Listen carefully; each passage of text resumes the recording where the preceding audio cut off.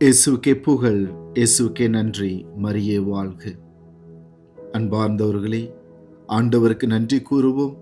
இந்த ஒரு புதிய நாளை நமக்கு தந்தமைக்காக.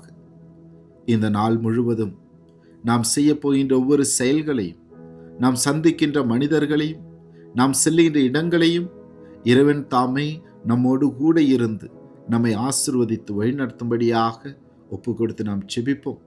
சிறப்பாக இன்று குழந்தை பாக்கியத்திற்காக ஜெபிக்கின்ற ஒவ்வொரு தம்பதிகளையும் ஆண்டவருடைய பாதத்தில் ஒப்பு கொடுப்போம். விண்ணக மண்ணக அரசியான அன்னை மரியாளின் பரிந்துரை வழியாக அந்த தம்பதிகளுக்காக நாம் ஒப்பு கொடுத்து நாம் ஜெபிப்போம். அருள் நிறைந்த மரியே வாழ்க, ஆண்டவர் உம்முடனே, பெண்களுக்குள் ஆசி பெற்றவள் நீரே, உம்முடைய திரு வயிற்றின் கனியாகிய இயேசுவும் ஆசி பெற்றவரே. தூய மரியே, இறைவனின் தாயே, பாவிகளாயிருக்கிற எங்களுக்காக இப்பொழுதும் எங்கள் மரண வேளையிலும் வேண்டிக் கொள்ளும். ஆமேன். அதிகாலையில் ஆண்டவரின் அருள் வாக்கில் இன்று தொடக்க நூல் அதிகாரம் 15. ஆபிராமுடன் கடவுளின் உடன்படிக்கை. இந்நிகழ்ச்சிகளுக்கு பின் ஆண்டவரின் வாக்கு ஆபிராமுக்கு ஒரு காட்சி வழியாக வந்து அறிவித்தது. ஆபிராம், அஞ்சாதே, நான் உனக்கு கேடயமாக இருப்பேன், உனக்கு பெரும் கைமாறு கிடைக்கும். அப்பொழுது ஆபிராம், என் தலைவராகிய ஆண்டவரே, எனக்கு என்னதான் தருவீர்? எனக்கோ குழந்தையே இல்லை. தமஸ்கு நகர் எலியேசர் தான் எனக்கு பின் என் இல்லத்திற்கு உரிமை மகன் ஆகப் போகிறான்.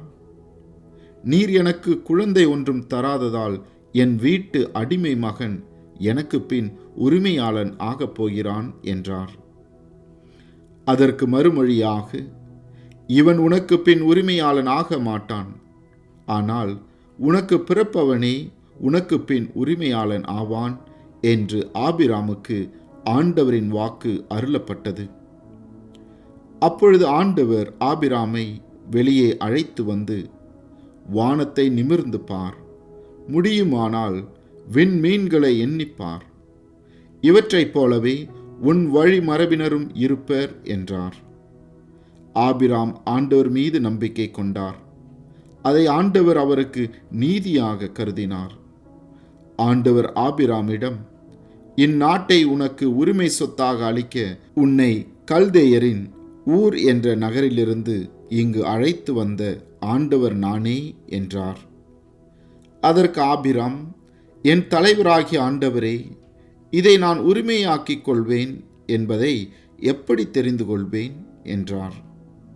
ஆண்டவர் ஆபிராமிடம், 3 வயதுள்ள இளம் பசு, 3 வயதுள்ள வெள்ளாடு, 3 வயதுள்ள செம்மறியாடு, ஒரு காட்டுப்புறா, ஒரு மாடப்புறா ஆகியவற்றை என்னிடம் கொண்டு வா என்றார். ஆபிராம் இவற்றையெல்லாம் அவரிடம் கொண்டு வந்து அவைகளை 2 கூறுகளாக வெட்டி ஒவ்வொரு பகுதியையும் அதற்கு இணையான பகுதிக்கு எதிரெதிரே வைத்தார். ஆனால் பறவைகளை அவர் வெட்டவில்லை. துண்டித்த உடல்களை பறவைகள் தின்ன வந்த பொழுது ஆபிராம் அவற்றை விரட்டிவிட்டார். கதிரவன் மறையும் நேரத்தில் ஆபிராமுக்கு ஆழ்ந்த உறக்கம் வந்தது.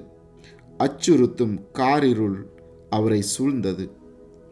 ஆண்டவர் ஆபிராமிடம், நீ உறுதியாக தெரிந்து கொள்ள வேண்டியது, உன் வழிமரபினர் வேறொரு நாட்டிற்கு பிழைக்கு செல்வர். அங்கே அவர்கள் 400 ஆண்டுகள் அடிமைகளாக கொடுமைப்படுத்தப்படுவர். அவர்கள் அடிமை வேலை செய்யும் நாட்டிற்கு தண்டனை தீர்ப்பு வழங்குவேன். அதற்கு பின் மிகுந்த செல்வங்களுடன் அந்நாட்டை விட்டு அவர்கள் வெளியேறுவர். நீ மிகவும் முதிர்ந்த வயதில் அமைதியாக உன் மூதாதையரிடம் சென்ற பின் நல்லடக்கம் செய்யப்படுவாய். 4ஆம் தலைமுறையில் அவர்கள் இங்கே திரும்பி வருவர். ஏனெனில் எமோரியர் இழைக்கும் தீமை இன்னும் முழுமை அடையவில்லை என்றார். கதிரவன் மறைந்ததும் இருள் படர்ந்தது. அப்பொழுது புகைந்து கொண்டிருந்த தீச்சட்டி ஒன்றும் புகைந்து கொண்டிருந்த தீப்பந்தம் ஒன்றும் அந்த கூறுகளுக்கிடையே சென்றன.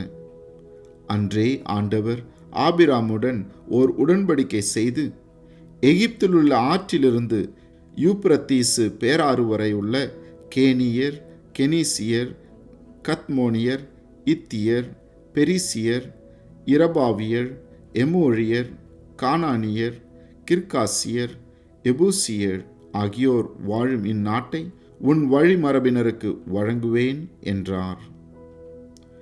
இது ஆண்டவரின் அருள்வாக்கு. இறைவா, உமக்கு நன்றி.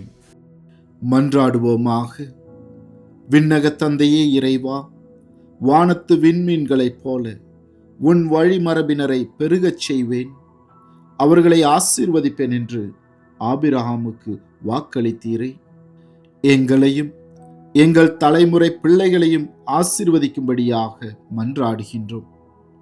குறிப்பாக குழந்தை பாக்கியத்திற்காக செபிக்கின்ற ஒவ்வொரு தம்பதிகளையும் நீர்தாமே இந்நாளிலே ஆசீர்வதித்து அவர்களுக்கு குழந்தை பாக்கியத்தை கொடுத்து அவர்களையும் அவர்களது வழி மரபினரையும் உம்முடைய இறை ஆசீரினால் நிரப்பி அவர்களை பழுகி பெருகி இந்த பூமியிலே உமக்கு சான்று பகிர்கின்ற மக்களாக, உமது அன்பை பிறரோடு பகிர்ந்து வாழ்கின்ற மக்களாக அவர்கள் வாழ அவர்களுக்கு அருள் தர வேண்டும் என்று எங்கள் ஆண்டவராகிய கிறிஸ்து வழியாக உம்மை மன்றாடுகின்றோம்.